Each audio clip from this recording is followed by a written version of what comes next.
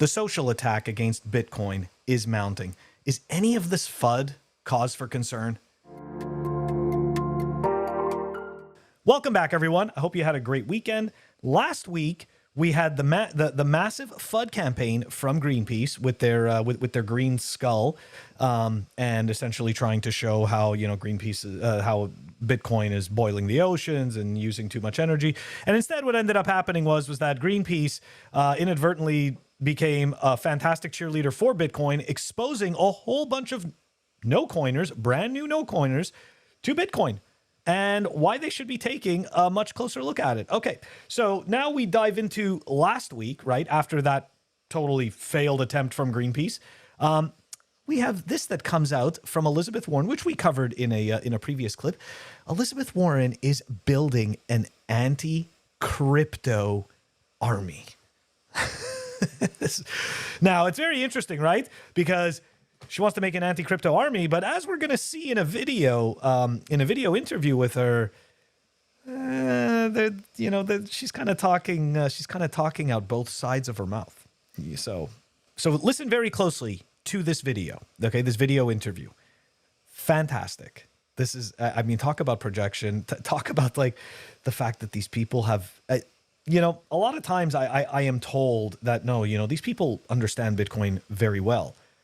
Maybe they do. But if they did, you'd think that they would be able to come up with much more creative arguments as to why Bitcoin is, supposedly not good for society, or some reason why government money is somehow better. But they can never really come up with it because it's just whatever they're saying is simply not true. Anyways, let's dive into this video. I just got to say, this is such a cell phone. Here we go.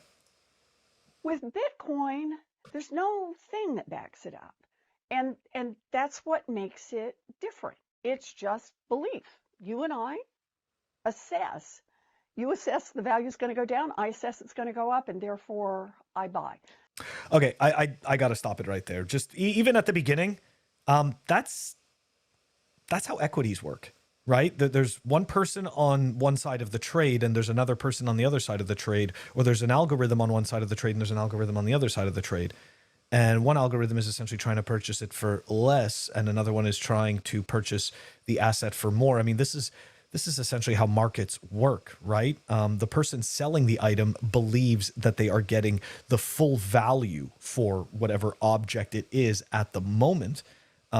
And the person purchasing the item believes that they will be able to get more from that item in the future, or at least that's the basic idea.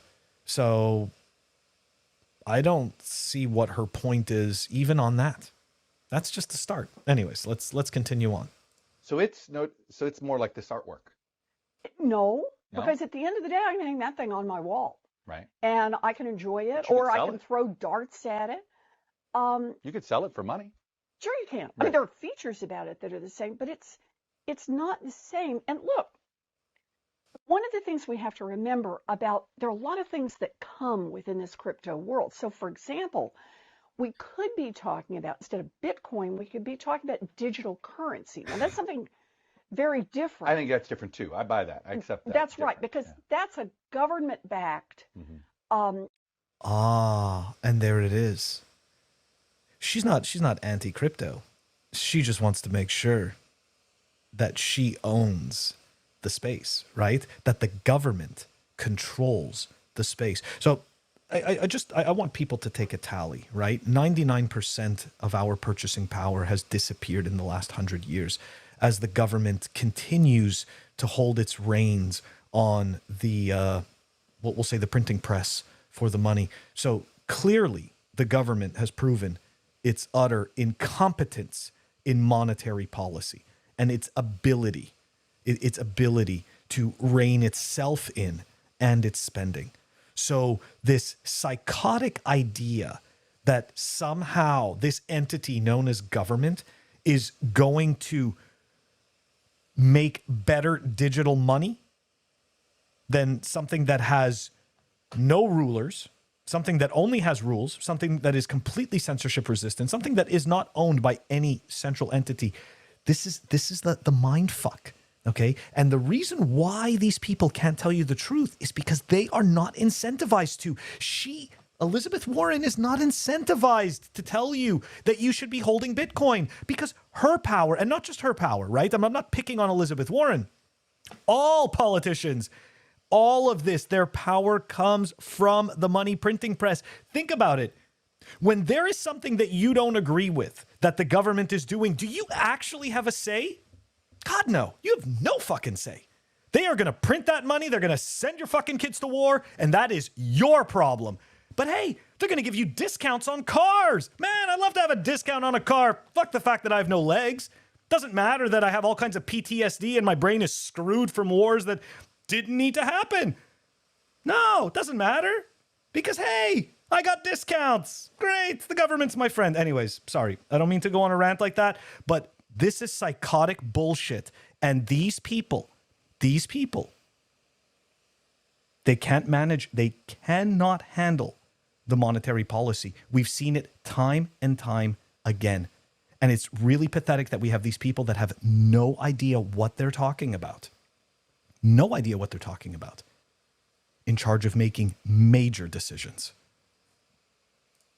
Electronic transfer.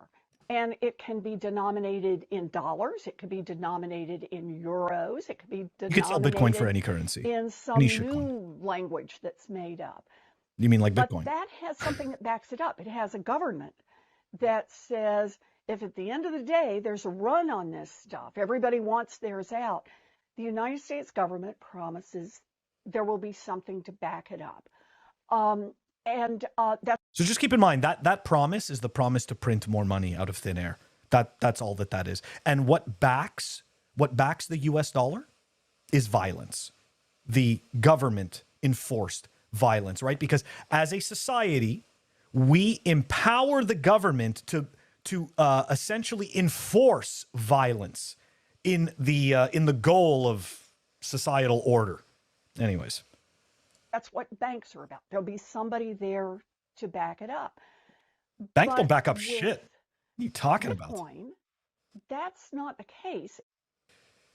She's all kinds of confused. It is just absolutely brutal. And make no mistake, I just said she's confused. She's not confused. She knows exactly what she's doing. The reality is that politicians, especially the ones that are so heavily reliant on the money printer, they understand where their power comes from. Their power comes from the ability to have access to the funds from that money printer first. Okay, they are able to fund the different activities that they see fit, whether or not you agree with those activities, whether or not those activities are actually needed by society, right? Like, not to get into it, but the government, there's many different social programs that the government has no business funding, and yet they do. They fund it. And as a result, those people in those programs are then able to create, different avenues where they can market those beliefs, even though the government has no business in that. Shout out to fellow Bitcoiner Lucky Redfish for sending me this link. This is definitely interesting. Now, we don't know if this is true, but I will say this. It is a very interesting coincidence. Fortune reports of rumors that Elizabeth Warren allegedly took advice on the crackdown of Silvergate and Signature from short seller Mark Cohodes, who profited from their collapse. I had heard about the rumor from the two people in Washington, one of whom shared Cohodes' memo and who says Warren's office used it to inform an aggressive regulatory crackdown on the banks, both of which catered to crypto clients. The allegation here is that the powerful senator is so fixated on an anti-crypto vendetta that she took advice from a short seller who cashes in when companies fail. The sort of person who, in the eyes of many progressives, epitomizes an amoral Wall Street culture they loathe. Now, look, we're not going to get into the whole red versus blue, progressive. Listen, I mean, you don't have to take my word for it. All of this is bullshit, okay? Because at the end of the day, it doesn't matter what side of the aisle you're on, okay? You are working for the person that pays you. And now, if you actually think that us, the little peon citizens, are the ones who pay these politicians, you're wrong. What you need to do is go take a look at how much lobbyist money goes to the politicians. And then you will understand who the politicians actually work for. Anyways, it's such a freaking scam. Okay, but that's not the point of this, okay? The point of this is this. Would it surprise you if Senator Warren actually acted upon this? It would not surprise me. It would not surprise me at all. Based on the track record of politicians, I wouldn't put any of this past any of them, right? Because at the end of the day, all that matters is maintaining that power, maintaining that control, ensuring that your ideals get through and that the public is forced to do what you say and how you say it.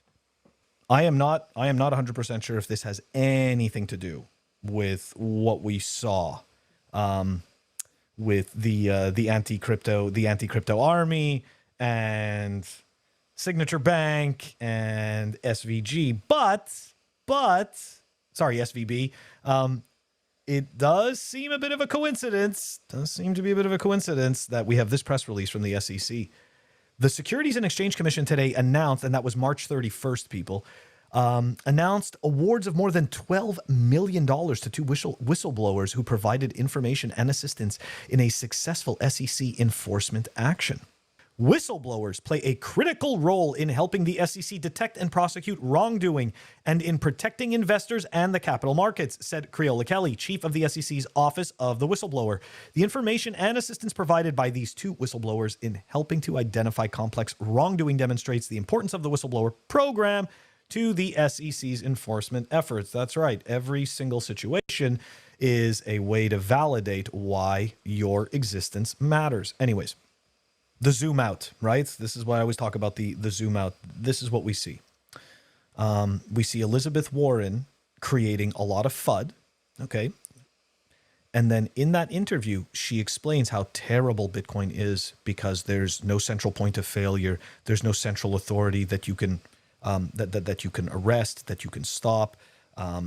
It has a finite supply, obviously, that can't be tampered with. Okay, so that means that you can't just go printing more of it when you need it. So look, obviously, Bitcoin is very bad for a government that depends on the ability to debase our value whenever they decide. Okay, that's fair enough. But you see, she can't hide her incentives. And see, her incentives are that the government stays in power and that the government continues to grow. And then she begins to talk about a digital currency and reminds you of the virtues bestowed upon this money printed out of thin air by the government. So if the government were to create a digital currency, not Bitcoin, not something that we can't control, that provides the highest level of equality ever seen in humanity when it comes to money. No. This other thing that we can control, that keeps everything the way it is and just simply amplifies our power. That is what you need. Now, if you think I'm wrong about this, and which is perfectly fine, I could be wrong about this. Let's remember what happened last week. As soon as those banks went down, poof, Fidelity comes out with the article. Perfect timing, right? Hey, we're going to be hopping into quote unquote crypto and offering custodial services for Bitcoin, for ETH. We're offering trading services. NASDAQ did the same thing. I covered this twice last week. So if you ask me, legacy finance has figured out how big of a honeypot, quote unquote, crypto can be. And why would they give smaller little entities any kind of that success from that money that they can make when Wall Street can just come in and take it right over? And I think that that's exactly what they plan on doing. It's exactly what they plan on doing. And at the same time, you've got people like Elizabeth Warren making sure to warm people up to the idea of a government-issued digital currency. Bitcoin fixes this, and it already has. The politicians just aren't incentivized to see it. Don't forget to like and subscribe. Catch you all tomorrow.